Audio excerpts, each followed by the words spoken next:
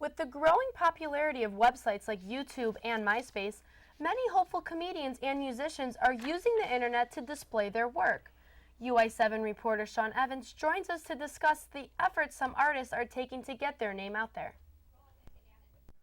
With millions of hits every day, the internet juggernaut YouTube is becoming an important method of exposure for many aspiring comedians. It's the World Wide Web, the latest tool in the quest for fame and success. The worst part about it is I wasn't sure if that joke was funny, so I put a question mark at the end.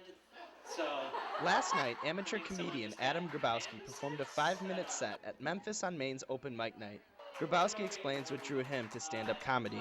Whenever I had a story, I wasn't satisfied telling it to one friend, so I had to go around and tell it to everyone else and then make them laugh. So that's really what did it. With the popularity of internet sites like YouTube, many aspiring comedians and musicians are looking to the web for exposure. Like personally, I'm going to try and put my stuff on YouTube, and then I have my own website. Even with the growing number of people who are posting videos on the internet, there are still some of those who enjoy their performances the old-fashioned way, on stage with a spotlight and a live audience. When you've got a real stand-up comedian and somebody that's playing the audience, it's different every time. It's tailored to the room. It's feeding off who shows up and what's happening.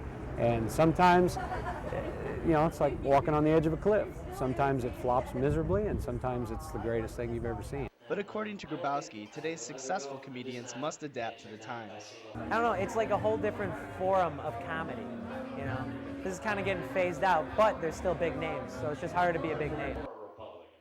But for the traditionalists, there's still open mic night at Memphis on Main. In Champaign, Sean Evans, US7 News.